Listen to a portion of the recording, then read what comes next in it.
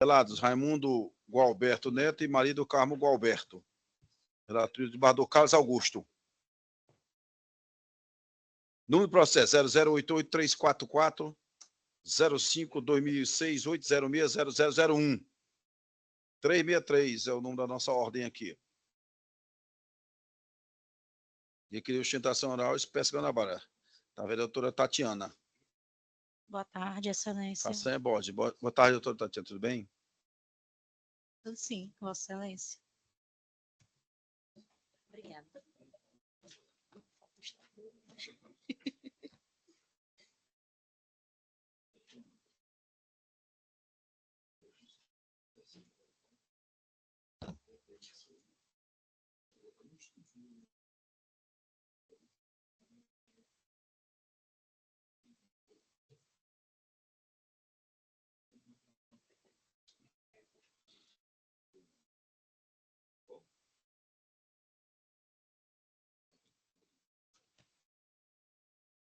Guarda Bonel, vossa excelência não votou nesse 363, né? O sistema provisório.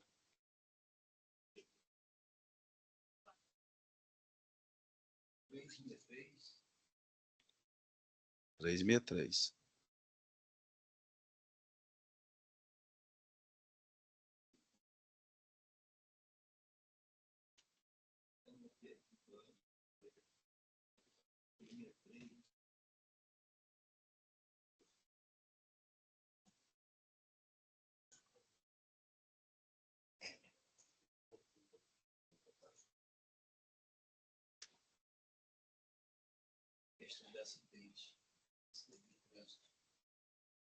Eu até comecei com a assessora para poder discutir um defeito. Mas eu consegui, quando eu vi aqui a Fundação Central,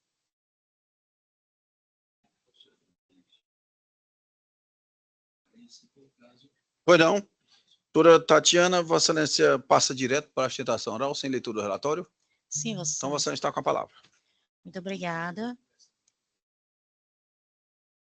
Pronto, primeiramente, gostaria de cumprimentar os desembargadores aqui presentes que compõem esta nobre Câmara, membro do Ministério Público, membro da Defensoria, servidores e demais colegas aqui presentes, tanto presencialmente quanto remotamente.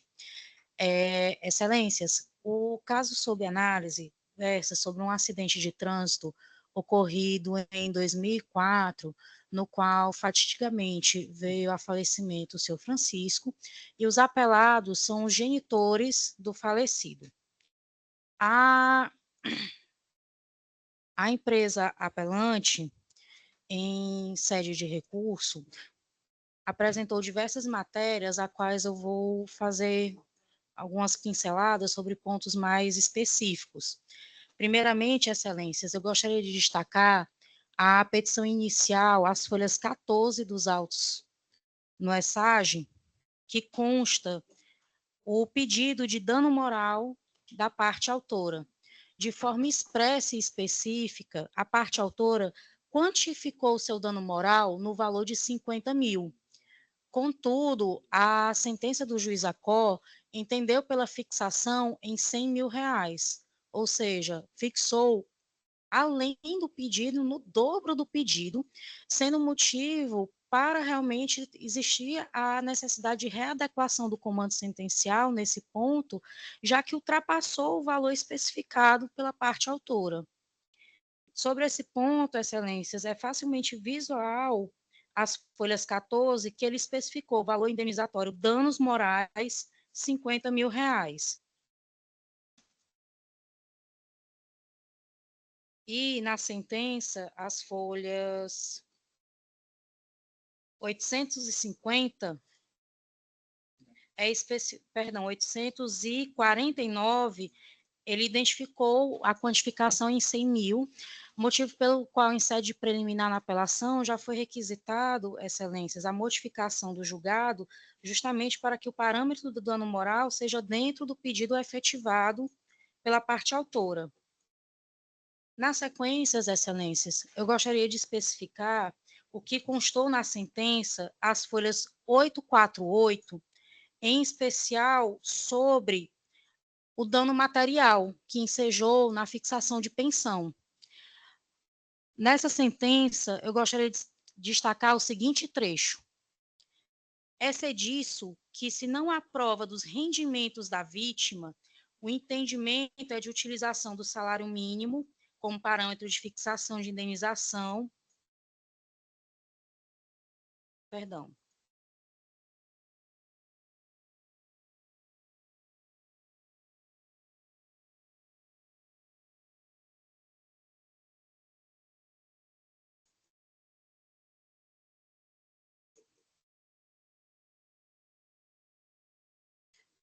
Perdão, excelências.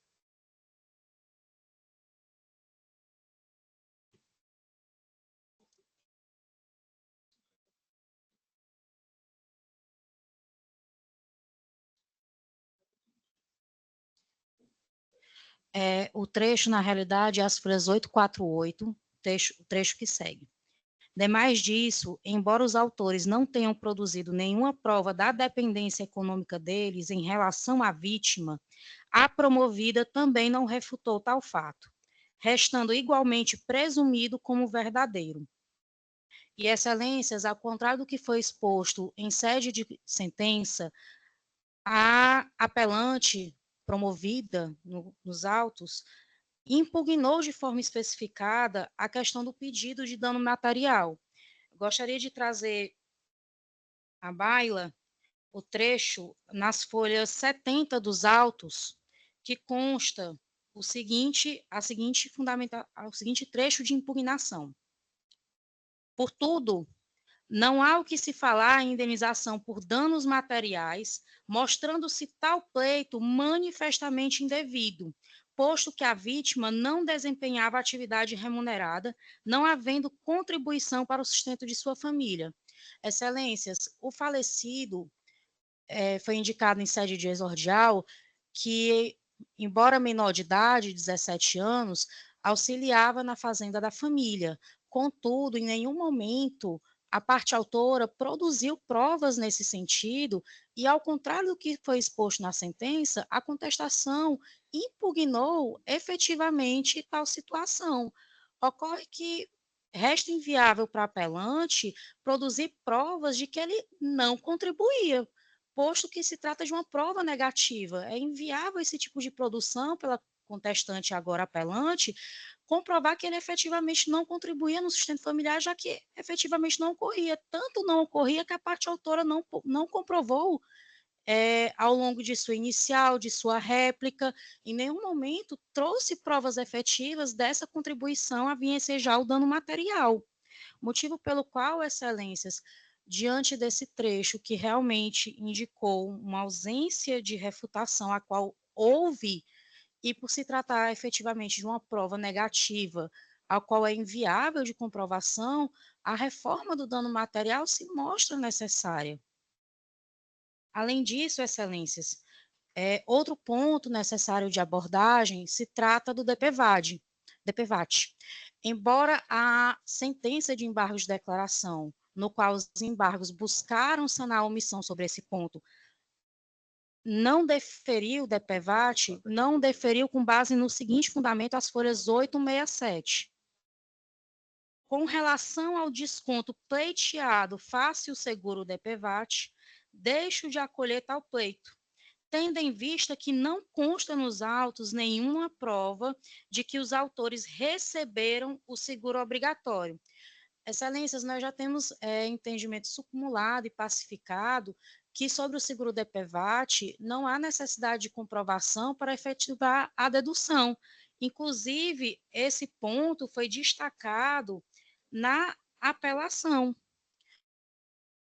Então, excelências, esse é outro ponto que realmente carece de reforma na sentença, tendo em vista que o DPVAT realmente ele se faz inerente à comprovação ou não de recebimento, tendo em vista que as partes detêm esse direito de recebimento e, obviamente, em eventual condenação, cabe à parte não pagar a mais sob o risco de complementação. E, por fim, excelências, para finalizar os pedidos, Roga-se também a apreciação da apelação, em especial a observância à modificação dos honorários sucumbenciais, tendo em vista que não houve não houve a especificação prevista no artigo 85, parágrafo 9º do CPC, o qual prevê na seguinte forma: na ação de indenização por ato ilícito contra a pessoa, o percentual de honorários incidirá sobre a soma das prestações vencidas, acrescida de 12 prestações vincendas. Logo, é necessária a readequação dos honorários, excelências, diante da limitação legal. Assim, a fim de finalizar a sustentação, roga-se pela modificação do comando sentencial, a fim de que tenha adequação do dano moral no patamar requerido em sede de inicial para R$50 mil, a modificação do comando sentencial para que tenha a observância de que houve efetiva impugnação desde a contestação sobre os danos materiais diante da ausência de comprovação da participação laboral do falecido para sustento familiar, e com isso virá excluí-lo diante da ausência de comprovação nos autos, a adequação do comando sentencial a fim de incluir a dedução do seguro DPVAT e, por fim, a adequação dos honorários diante da limitação do artigo 85, parágrafo 9º. Muito obrigada. Pois não, doutora Tatiana. Agradeço a sustentação oral e passo a palavra ao relator, desembargador Carlos Augusto.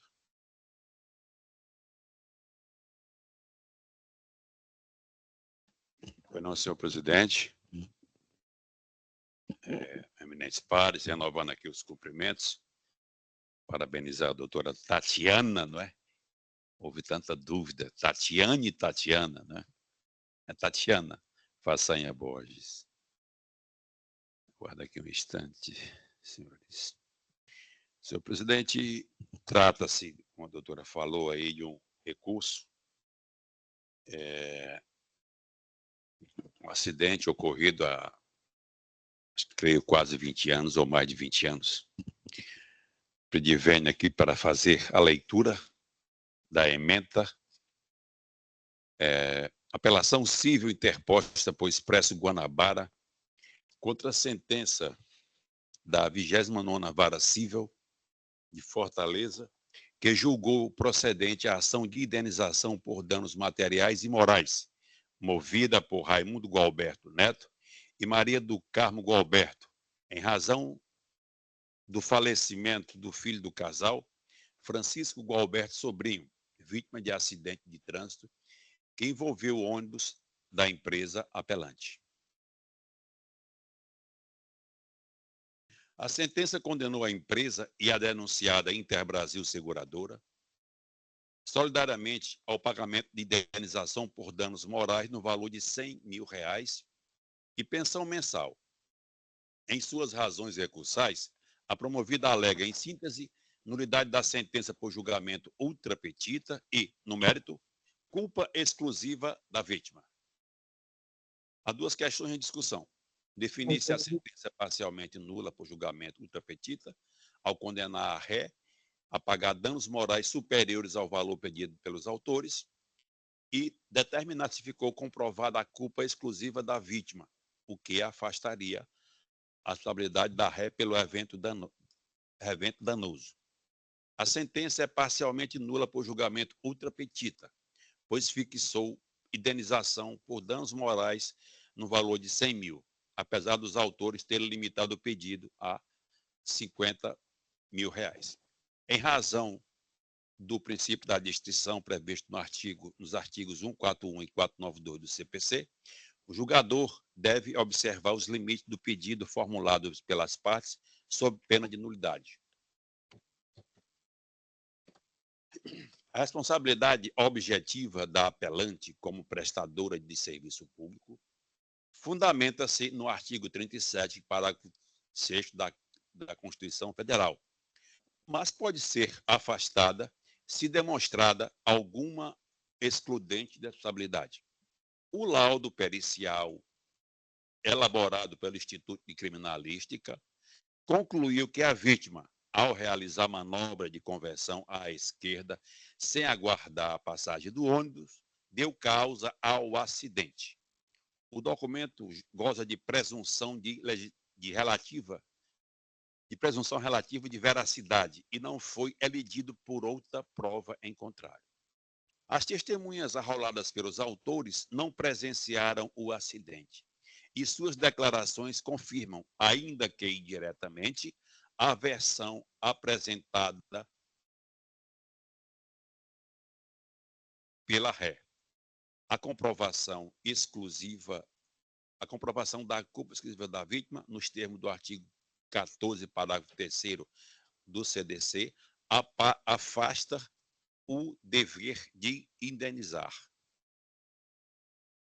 Recurso provido, sentença reformada para julgar improcedente a ação de indenização e inverter o ônus da sucumbência em favor da parte ré. Essa é a manifestação, é a proposta de voto que submeto à apreciação de vossas excelências. Pois não, desembargador Carlos. Desembargador Emanuel, como vota a vossa excelência? Eu já falei, né? Eu cheguei, na verdade, a fazer uma rápida leitura desse processo. Eu fiquei com dúvidas, né, com relação a essa questão de excludente. Certo? Embora que o voto de Vossa Excelência é um voto muito bem lançado. Excelência, tem um laudo pericial, né? Aí eu não encontrei nenhuma outra prova para elidir esse laudo, né? Baseei no laudo pericial, que é uma prova técnica oficial. Então, somente isso. Mas não. Eu peço minhas escusas. Eu vou pedir vista, como já Claro, a me discussão. adiantei, né? E trarei, se Deus quiser, na próxima semana. Né? Vou até já anotar aqui para poder apressar. Vista concedida, eminente desembargador Emanuel Leite Albuquerque, julgamento suspenso. Obrigada, uma boa noite a todos. Boa noite, Duda. Boa noite, já? Não, falta 1 minuto. 1 minuto. No meu já é 18. É 18,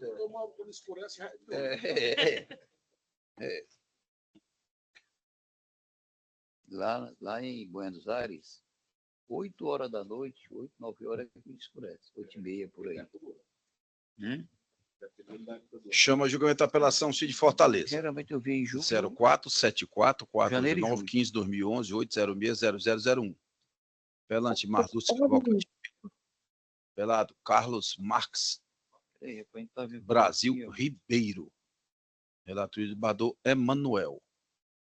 Será que a gente estava no 363, não era? Isso, senhor. Número 34. O apelante requeriu citação oral, talvez a doutora Rochelle de Souza Braga Queiroz da Silva. O AB Ceará 17.359. Boa noite, doutora Rochelle. 34. 34. Agora sim, né? É. 34. Doutora Rochelle, Vossa Excelência dispensa a leitura do relatório? Sim, dispenso. Então, Vossa Excelência está com a palavra. Por até 15 minutos. Ok. Boa noite a todos, excelentíssimos desembargadores, representantes do Ministério Público, senhora secretária, demais servidores, colegas advogados, todos já um tanto cansados, né? Mas esse caso, excelências, diferentemente do que foi tratado aqui há alguns minutos, não trata de pessoas públicas, nem de políticos, trata-se de uma senhora que foi agredida no seu patrimônio moral, uma senhora mãe de família, trabalhadora, bem criada por seus pais, em uma família de muitos irmãos, e ela, na verdade, foi alvo das agressões simplesmente porque o requerido, o senhor Carlos Marques, tem uma desavença com o irmão dela. A senhora Marluce, minha constituinte, é irmã do senhor Marcondes Saldanha Ribeiro, e o senhor Marcondes Saldanha era muito amigo do senhor Carlos Marques, que é o promovido. E no ano 2000, o senhor Carlos Marques decidiu deixar o Brasil e fez uma procuração para esse seu amigo, o senhor Marcondes, uma procuração com amplos poderes, ele queria ir embora, enfim, os negócios não deram certo e até teve problemas, fez denúncias contra policiais. e, enfim, alegou que precisava sair do país para proteger a sua vida. E deixando o país, ficou o senhor Marcondes com essa procuração, que, na verdade, ele soube, depois da procuração já outorgada, e era para assinar algum documento, fazer alguma coisa para ajudar o amigo, né, enquanto ele estivesse fora. Ocorre que o senhor Carlos Marques passou 10 anos fora do Brasil.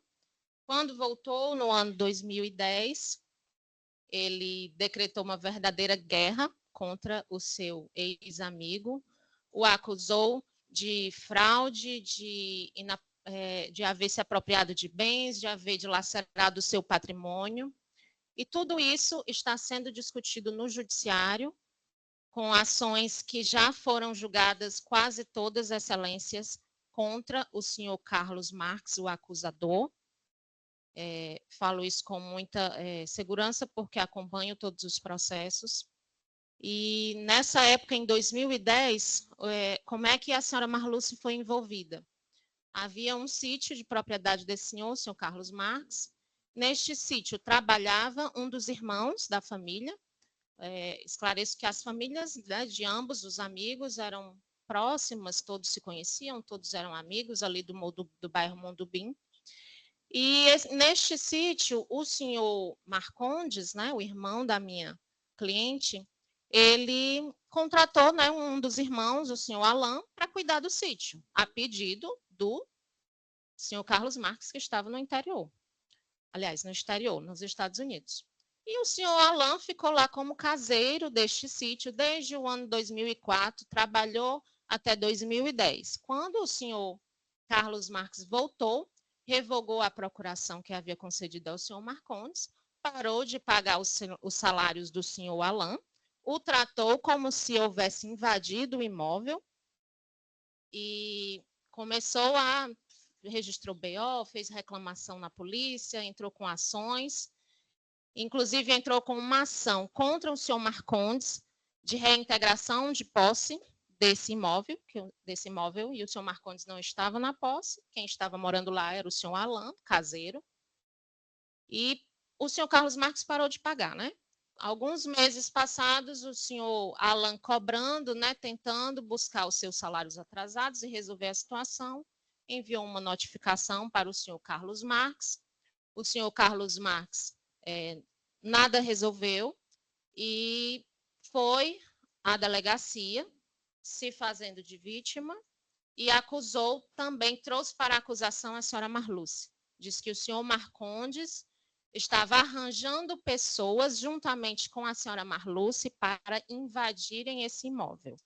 Que o senhor Alain, que era o invasor que ele alegava, né? Um dos irmãos, disse que o senhor Alain iria abandonar o imóvel, e o senhor Alain, de fato, disse que ia deixar o imóvel porque não estava sendo pago há meses, e, inclusive, ali um bairro muito perigoso, já tinha tido problemas de pessoas haverem, de fato, entrado na propriedade. Enfim, um caseiro sem a assistência do dono, né? Ele estava no seu direito.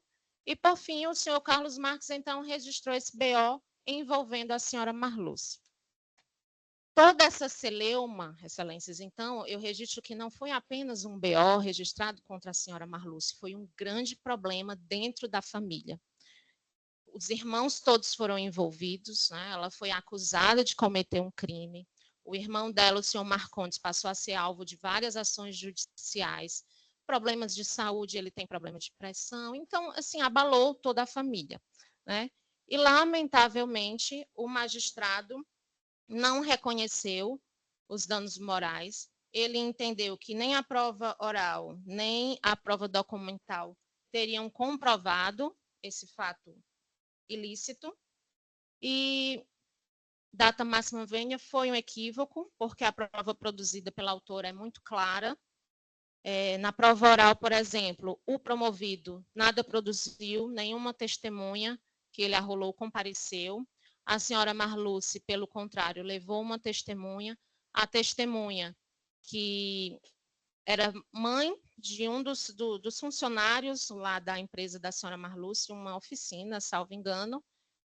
A mãe desse rapaz, ela confirmou, abro aspas, excelências, Eu soube que ela recebeu uma calúnia e ela ficou muito ruim. Ela teve até que se afastar do trabalho. Aí foi perguntada, e que calúnia foi essa? O que foi que disseram dela? A testemunha respondeu, era um negócio de uma invasão. Parece que ela teria feito alguma coisa ruim. Teria arranjado umas pessoas para invadir um sítio aí. Isso aí que eu soube. Foi perguntado, e quem teria feito isso? Acusado ela disso? Era esse senhor Carlos Marques. Perguntaram, alguém mais soube desse fato lá na empresa? Ai, os funcionários todinhos, né? Pois é, e eu sabia mais por causa do meu filho, que comentava e tudo. Então, a prova oral foi nesse sentido, promovido nada produziu. A folha 72 está esse BO, que o senhor Carlos Marques registrou contra a senhora Marluce. Eu vou ler um pequeno trecho, diz o BO, que o declarante, que é o Carlos Marques, vem informar que Francisco Alan Saldanha Ribeiro, que era o caseiro, encontra-se em seu imóvel desde janeiro de 2004, sem a sua autorização, o que não é verdade. E em 1º de setembro de 2010, foi notificado, o senhor Carlos Marques, foi notificado extrajudicialmente que o invasor, aqui entre aspas, Francisco Alan, iria abandonar o imóvel, tendo em vista que dentro de 2 dias o imóvel seria invadido por outras pessoas. Que o senhor Marcondes Aurélio Saldanha, irmão do invasor, estava atrás de outras pessoas para invadir o imóvel do depoente. E que a irmã do mesmo, a senhora Marlúcia Ribeiro Uchoa, que até aqui o nome dela está incorreto, mas ele confirmou em sua contestação haver registrado esse BO contra ela. O senhor Marcondes a senhora Marluce procurou o irmão mais velho, olhe, mais um irmão citado, excelências. Procurou o irmão mais velho, o senhor Marcos Antônio, para que arranjasse pessoas para a invasão do referido terreno. Então, com esse BO, está muito clara a calúnia perpetrada contra a senhora Marluce, envolvendo vários irmãos dela. Nos autos constam também as cópias do processo da ação de reintegração de posse, movida contra o senhor Marcondes Saldanha, ação essa da qual o senhor Carlos Marques desistiu, porque, por fim, o senhor Alan desistiu, saiu do imóvel e entregou a chave. E eu gostaria apenas, para encerrar, excelências, de informar a essa corte que o senhor Carlos Marques é uma pessoa que já foi condenada em 2 ações de indenização por danos morais. Foi condenado contra o senhor Marcondes Saldanha, que é o irmão da minha constituinte, justamente esse que era o amigo, que foi o procurador, que ao longo desses 10 anos trouxe muitos benefícios para o senhor Carlos Marques, contrato de locação, do qual o senhor Carlos Marques recebe ainda hoje um contrato de longa duração de 25 anos, ele recebe quase R$20 mil, porque o amigo, que seria o ladrão, o fraudador, conseguiu para ele esse contrato. E o senhor Marcondes, então, recebeu uma indenização, já, de fato, valores levantados. O senhor Carlos Marques pagou 18 mil e alguma coisa dentre indenização e honorários de sucumbência. E a segunda pessoa que ele também afrontou foi um policial, que foi acusado de extorsão e pistolagem, uma sindicância que foi arquivada por falta de provas, e esse policial teve em seu favor fixado uma indenização de R$10 mil, desde o evento danoso, acontecido no ano de 2006, e essa ação do policial está em trâmite, excelências, foi julgada recentemente, confirmada a sentença. E já existe uma terceira ação contra esse senhor Carlos Marques, de um outro irmão da senhora Marluce, por conta de problemas acontecidos no ano passado. Então, é uma pessoa que não respeita os outros, que não se detém em denegrir a moral, em denegrir o patrimônio ideal das pessoas. Por isso, excelências, eu concluo que a sentença ela deve ser completamente reformada, com o reconhecimento de que o requerido deflagrou, aliás, que ele praticou denunciação caluniosa contra a autora, acusando-a indevidamente de um crime envolvendo várias pessoas da sua família, causando-lhe severo agravo moral, que lhe causou, inclusive, depressão, como também confirmou essa testemunha a qual eu me referi. Pugno, assim, pelo completo provimento do apelo para o fim de condenar o requerido a reparar o prejuízo moral imposto à demandante, fixando uma indenização, excelências, que venha, de fato, a desestimulá-lo de praticar atos ilícitos, como comentado aqui. Agradeço a vossas excelências. Pois não, doutora.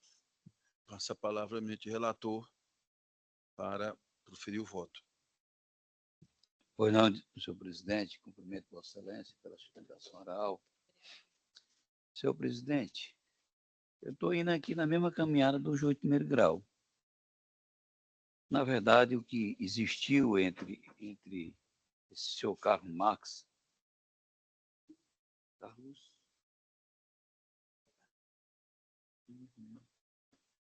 Marx, que inclusive ele contou sempre com a participação aí, com o apoio de um irmão dessa senhora Marluce. Sempre estavam juntos, né? E, inclusive, foi ouvido aqui, disse que não viu, não ouviu nada, não tem conhecimento dessas imputações, tá certo? E o que eu vejo aqui, que houve apenas troca de farpas entre eles, né? Mas não coisa que chegue a abalar a imagem, o bom nome, né? Aqueles direitos de personalidade. Então, a parte que é mais importante, eu penso, aqui do voto, é que eu digo aqui que esse conjunto de probatório como um todo não permite concluir que houve intenso abalo moral passivo de indenização. E explico aqui.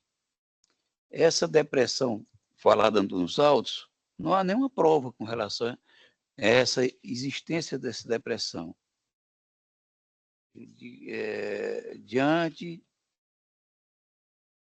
que ficou depressiva essa senhora Marluce, diante de fato narrado e que abalou profundamente sua psique. Mas não há elemento que comprove tal fato. E mesmo a testemunha ouvida em sede de instrução, senhora Francisca Edgar, nem Macedo Martins, não traz elementos contundentes do abalo sofrido pela autora. E digo ainda em seguida que essa testemunha mencionou em seu depoimento que o filho trabalhava na mesma empresa que a senhora Marluce Apelante, que sabia dos comentários sobre o caso através dele. Que a senhora Marluce, na empresa, porque ficava lá aguardando seus outros filhos saírem do colégio, que era em frente à empresa. Quando questionada sobre o que sabia dos fatos, ela disse que sabia do sítio Aracapé, que era de propriedade do seu Carlos Marx. Sabia que o irmão da Marluce morava lá, seu Alain, que tomava conta do sítio. Acrescentou que sabia dos fatos de ouvir dizer, mas não viu as ofensas seriam apontadas, indicadas, e não sabe detalhes do problema. E pontuou ainda que não sabe, testemunho, se aconteceu ou não invasão. A senhora Marluce não tinha relação com o sítio. Diz que o irmão dela ficou do lado do senhor Carlos Marx. Diz que ouviu na empresa. Afirmou que ouviu que a senhora Marluce ficou depressiva e sentiu a ausência dela porque ela se afastou do trabalho porque ficou doente. Isso não pode significar que é o nexo de causal, causa e efeito, né? Causa de dano. Apenas uma testemunha que diz que soube, né? Sentiu a ausência dela. Poderia ter sido por qualquer outro motivo. E que pese o sustentado pela testemunha ouvida, não há prova nos autos que a senhora Marluce tenha ficado doente ou com depressão em virtude do que fora relatado, anos que ele competia nos termos do 373 do CPC. Demais, entendo que, diante do contexto dos fatos, o boletim de ocorrência não excedeu os limites do exercício regular do direito requerido. Nesse importante crime de calúnia, difamação e injúria, desse contexto como um todo. Ainda para a configuração do dano moral, seria necessário o ânimo de ofender a honra, que não se conclui na situação fática posta em deslize. Dessa forma, tenho que os fatos narrados não são capazes de ensanchar ou ensejar a condenação dos danos morais do réu apelado. Logo, as circunstâncias fáticas são insuficientes para incutir gravame que supere o mero dissabor ou aborrecimento, que configura desequilíbrio à normalidade psíquica da parte autora apelante. Olha, esse senhor que ficou lá esses anos todos lá no sítio, repito, estava ao lado dele, achando que não houve gravidade nenhuma, né? Dando a entender que, como eu já disse, eram apenas alguns desentendimentos, farpas, né? E não se podia pensar nisso em calúnia, difamação ou injúria.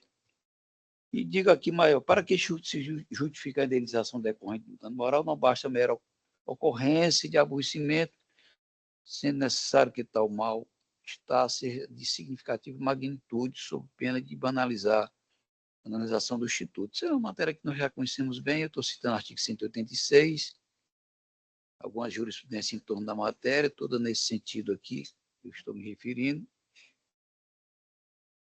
E cito várias decisões aqui.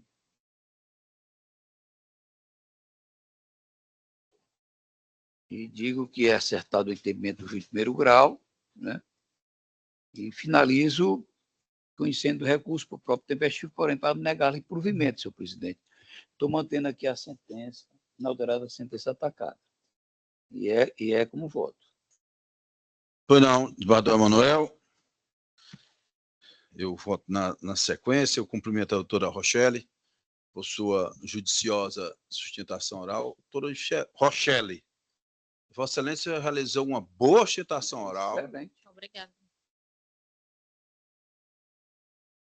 Que, confesso, no começo até me fez repensar o caso. Mas, doutora Rochelle, ontem mesmo eu estava conversando com uma pessoa e essa minha conversa se aplica aqui a este julgamento. A sentença aqui, ela está correta. Com todo respeito aqui à apelante, a senhora Marluce, e à Vossa Excelência, doutora Rochelle, que trabalhou, laborou muito bem. Mas, aqui, desembargador Manuel, colega José Ricardo, nós resolvemos aquisila pelo ônus da prova. Os fatos articulados na inicial, nós sabemos, devem ser satisfatoriamente comprovados no decorrer do trâmite processual, mais especificamente na instrução, naquilo, evidentemente, o que é juntado de documentação. Daqui a pouco eu vou falar da minha conversa, que eu tive ontem, que se aplica aqui.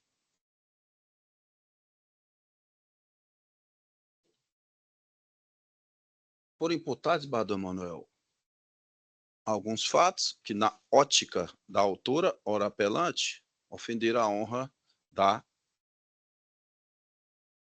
senhora Marluce.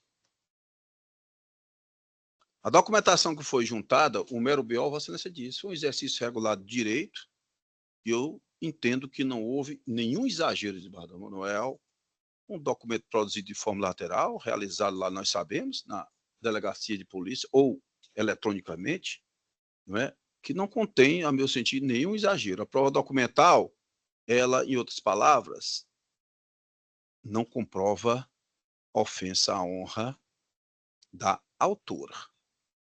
E aí vamos para o que foi colhido na instrução, que era o momento, por excelência, de provar os fatos articulados na inicial. E aí a instrução, o juiz realizou a instrução, estava lá para gente, a instrução se limitou à oitiva de uma única testemunha da promovente, uma testemunha que não tinha muito conhecimento dos fatos, não presenciou esses acontecidos, desembargador Emanuel, não trouxe subsídios, nem de longe, convincentes a informar a existência desse dano. E aí eu vou entrar, desembargador Zé Ricardo, na conversa que eu tive ontem.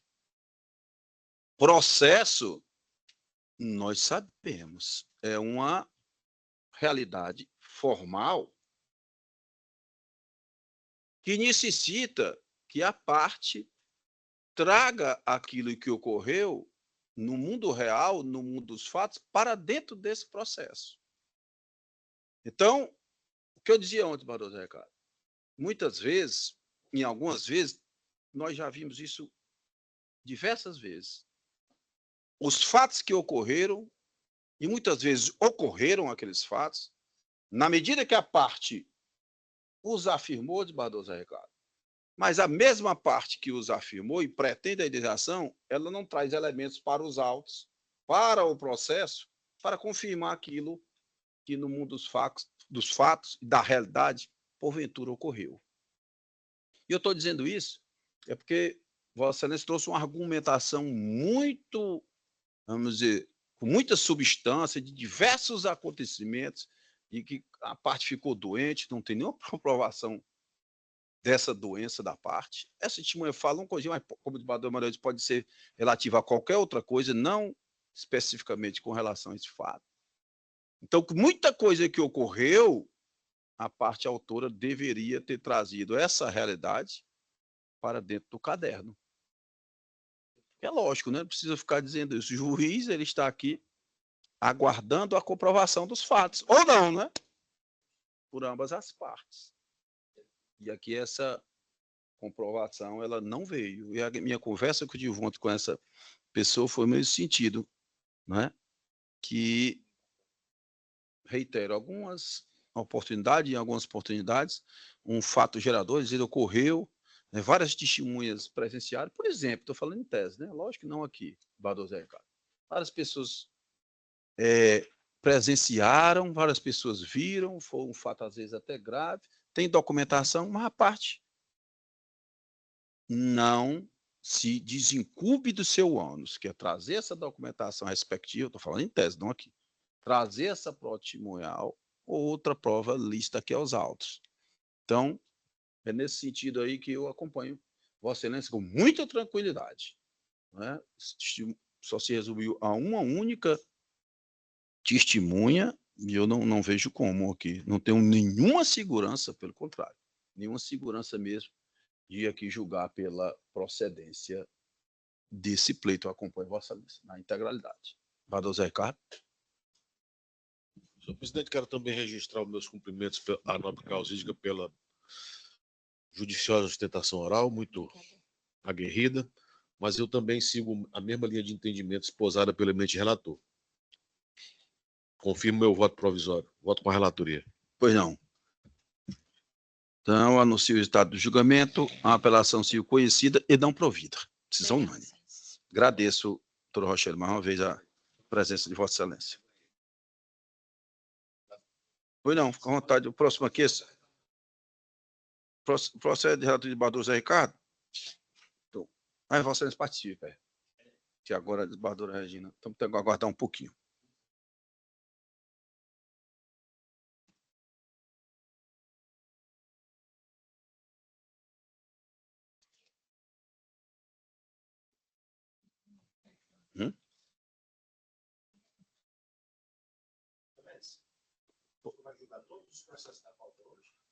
Pretendemos, doutor.